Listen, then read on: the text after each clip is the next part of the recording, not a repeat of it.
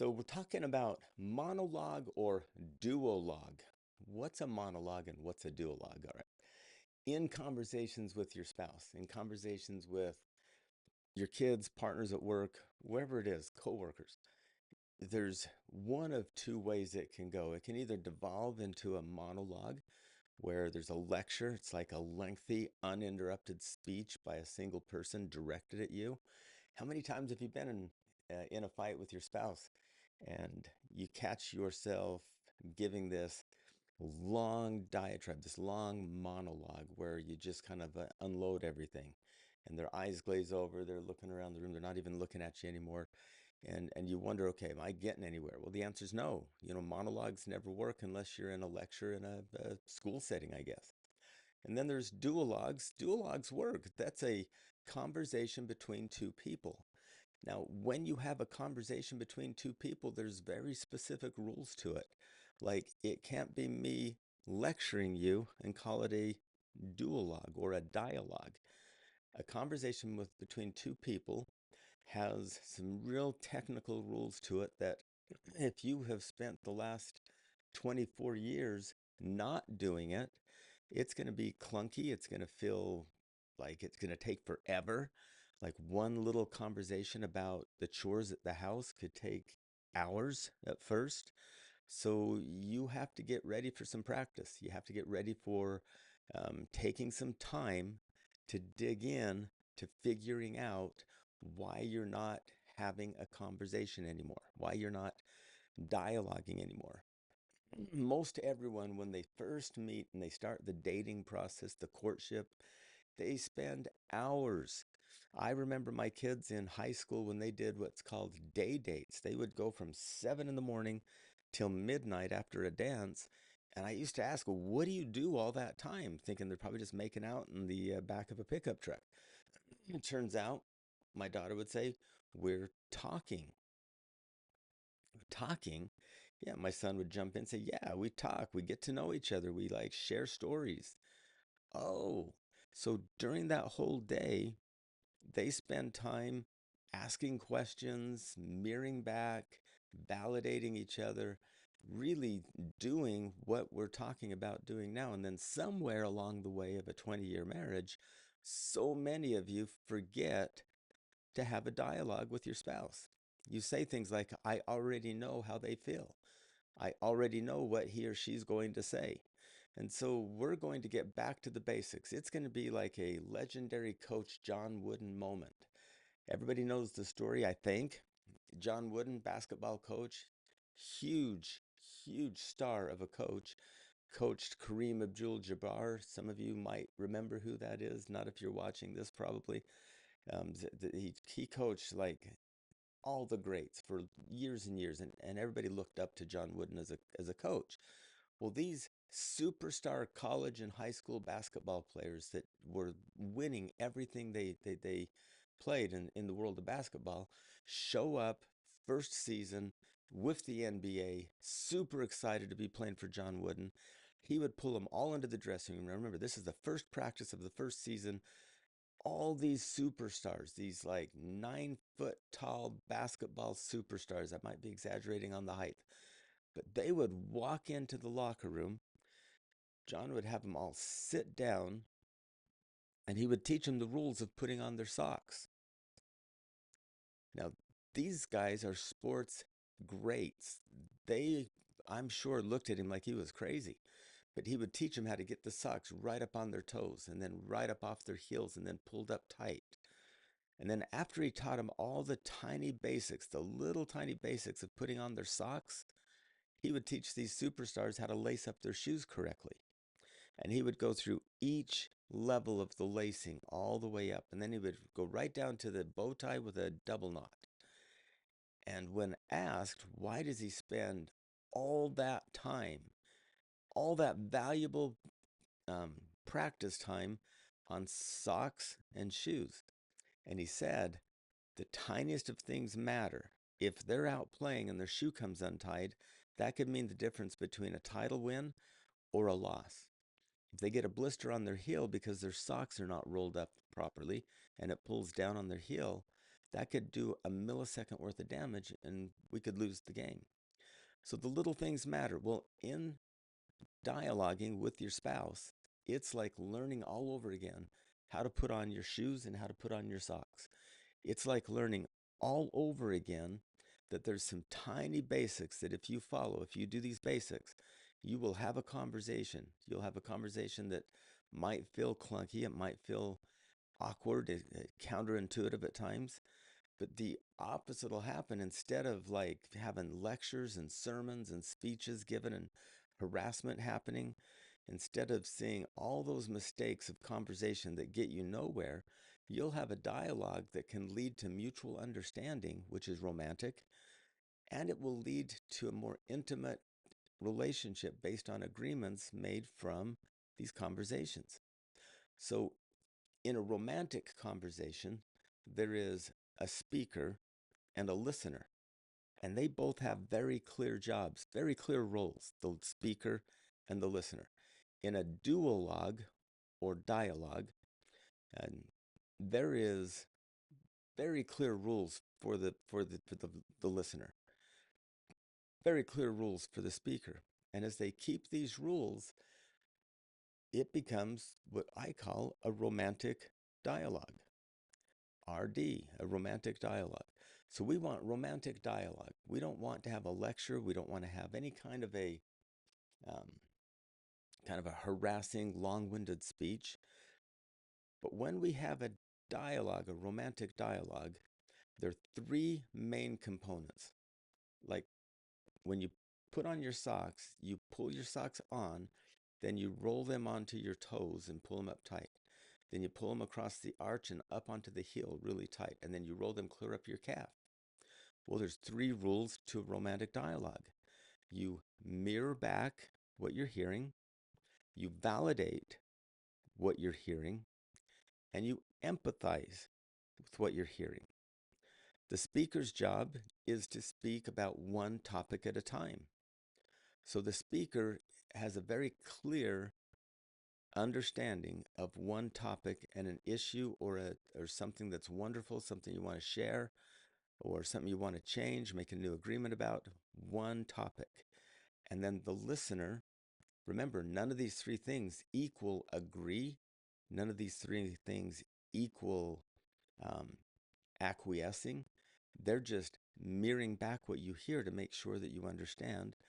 Validate what they've said to make sure that the speaker feels like they have some valid points and that they are valid in your life. And empathize, which means you can walk in your partner's shoes. You can walk in your spouse's shoes and get outside of yourself and see the world through their eyes. See, selfish people can't do that.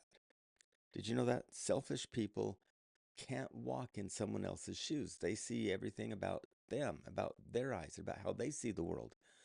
Unselfish people can put themselves on hold, hit the pause button on me, and see it through my spouse's eyes, see it through Chris's eyes. Now, can you do that? It might take practice. Some of you have had a lot of practice on only seeing it through your own eyes, only fighting to win instead of having a romantic dialogue. So the reason this is so romantic is being understood is one of the quests that we all have. It's one of the main things that drive the juice of love is being understood unconditionally by another person. So in that step one, mirroring. Now we're going to talk about this in other sessions as well, but the mirroring is not mimicking. Mirroring's not analyzing, it's not critiquing, it's not modifying. Mirroring is just mirroring back to your spouse or mirroring back to your kid or your partner, whatever they said, you just mirror it back and then ask, do I understand? And if the speaker says, if you're talking with your wife and your wife says, yeah, you got it, I think you got it, then you can go to the next step. But if they say, no, you missed this and this, there's more, then you say, okay, tell me more. Let me hear all of it. And then mirror that back until you hear them say, you got it, you understand. Then you validate it. See, when you validate something, after you mirror it back and they say, you understand me, or you hear me, you've got the correct components of what I've just said. Validating it is where you really say that, hey, you make sense to me because what you said through your eyes, I can see how that flows. Or, that makes sense. I can see where you got that impression. Or you can say, tell me a little more about this part of it and gain more insight as to what they're talking about. So when the speaker speaks, and it's not a monologue, when it's a dialogue, the speaker will give you a small chunk and then ask you what you heard. It asks you, like, tell me what you understood about that. What's your takeaway from that little piece? And then you mirror back and then you validate. I can see where you got that. Now, what's next? And then you keep going until the whole issue is out on the table in front of you. Now, remember, we're not debating in a dialogue. In a romantic dialogue, we're putting everything on a table. There's this big coffee table in front of the two of you, and you're both looking at information. You're both looking at data together. It's called coffee tabling for romantic dialogue. So you put stuff on the coffee table, and now you're both coffee tabling an issue. You're putting an issue out on the table in front of you, and you're both taking turns analyzing the data together. After you validate and you have understood what what your speaker is saying to you, let's say it's your wife and she tells you about some issues that she has with parenting and feeling like you don't support her enough. And so you mirror back that, okay, I understand that when we're parenting and there's some discipline issues or problems with our kids, you don't feel supported. Yes, you understand me. I can see where you're coming from. On that instant there that you described, yeah, that would feel like I didn't support you. And then you empathize. Empathy, again, is not agreeing or disagreeing. It's like, I can imagine that would feel like kind of terrible. It's like this moment where you put yourself in their shoes. We use the example all the time of Jesus empathizing with Mary and Martha when Lazarus died in the New Testament. Now, whether you're a Christian that believes in the New Testament or whether it's just stories, this part where Mary and Martha have a brother Lazarus, and Lazarus was really sick. They send word to Jesus because they really believe that Jesus can heal him. Jesus sends word that he's on his way, and on the way there, Jesus has people everywhere he goes, just kind of bombarding him with needs. And so he's serving people along the way, serving people, and he finally gets there, and Lazarus is already dead. Now, I'm sure in Jesus Christ's mind, he's going to heal Lazarus anyway. He's going to raise him from the dead anyway. But Martha's angry with him, like, hey, you're too late. You're always dilly-dallying. You never make it on time. She didn't say those exact words, but if you read it in all four of the Gospels, you gather that she's pretty upset with him. Mary's just disappointed in him. Like, had you only been here, you would have helped Lazarus. You would have helped our friend, but you had other people. You're always serving other people, and you just missed out on this one. He wept with them. That's all it says. 2 words in a verse. Jesus wept. So why didn't he just say, Martha, sit your butt down and quit complaining, and Mary, stop the disappointment and the guilt tripping. I'm going to go raise him. See, that would have been defensive. That would have been him telling the truth. But the truth is, Mary and Martha were grieving, sad. What they needed was empathy. So what Jesus did is he grieved with them. He was thinking, I'm sure, all this time you've thought that he is gone and he's you deeply love him, he's family, and you're just sad, and I'm sad with you. I'm sad that you had to go through that. And then he calmly went over to the tomb where Lazarus was and raised him from the dead and brought him out. See, he didn't say, I told you so. He didn't say any of that. He just empathized with them. He didn't even correct them. Just walked in their shoes for a minute. Can you walk in someone's shoes after validating their experience, after mirroring back? Now, some of you out there are saying, but what if my husband lies? What if he lies? I can't validate that. You actually can. Now, you'll get to the lie eventually, but right at that moment when they're sharing in a romantic dialogue, validate. That's not agreeing, disagreeing, or calling them a liar. See it through their eyes, how they're describing it.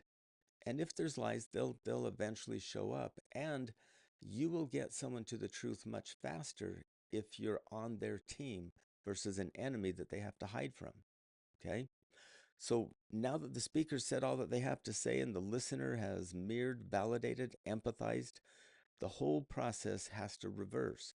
Now the listener gets to respond to the same topic. Now, listeners, don't change the topic.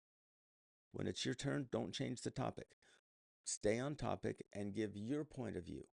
Now, this time, the one that was speaking before mirrors back what you say, validates what you say, even if it's different than what they said earlier. And then they empathize with you. See, what happens is nobody wins, nobody loses. Now there's one topic. Let's say it's on parenting and discipline. The one spouse, the wife knows that she's been heard all the way through on her point of view.